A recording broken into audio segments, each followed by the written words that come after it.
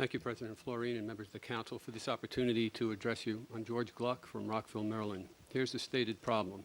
Transient lodging facilities that are owned by a private company and used solely to accommodate its staff, contractors, and vendors are currently required to pay the county transient room tax, although they are not open to the general public. This argument is a non sequitur. Other similar facilities' boarders are required to pay this tax, not because these facilities are open to the general public, but because they, just as the Lockheed Martin Center for Leadership Excellence, use an abundance of county services. If there's a fire at this Lockheed Martin corporate facility, will Montgomery County send fewer fire trucks than we would to a fire at the Hyatt? If a crime is committed, will we send fewer detectives than we would to the DoubleTree? If a Lockheed employee has an accident, will we not send the same ambulance we send to an accident victim at a Marriott hotel? And might that employee not use our county court system to sue? Will we not clear the snow from the county-maintained road around this Lockheed facility the same way we do for the Bolger? Of course, we do, and we will continue to.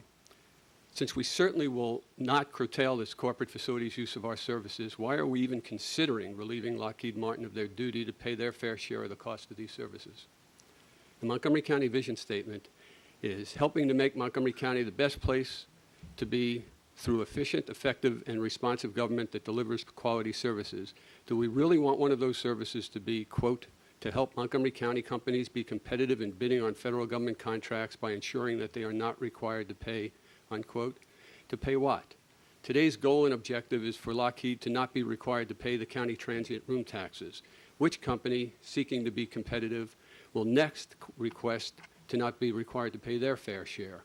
Here's the essence, pardon me. Here's the essence of the argument as communicated to the Council by the county executive. Quote, the Defense Contract Audit Agency requires the company to use its internal employee credit card system to allocate charges to the appropriate federal contract. Left paren.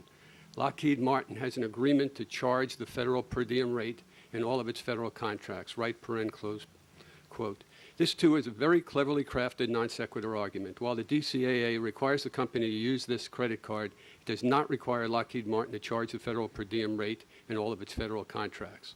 Federal Acquisition Regulation Travel Cost Principle 31.205-46 states that costs for lodging incurred by a contractor traveling on official company business under a government contract are allowable if they do not exceed on a daily basis the maximum per diem rates in effect at the time of travel.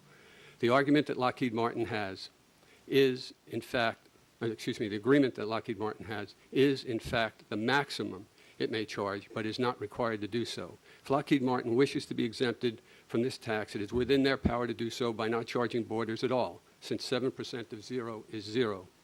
Lockheed Martin is a publicly traded corporation and as such has a fiduciary responsibility to maximize profits, which this request is an example of. Therefore, as a part owner of Lockheed Martin, I'm in favor of this request, but as a citizen of Montgomery County, I demand that the council members representing me vote no on Bill 44-10.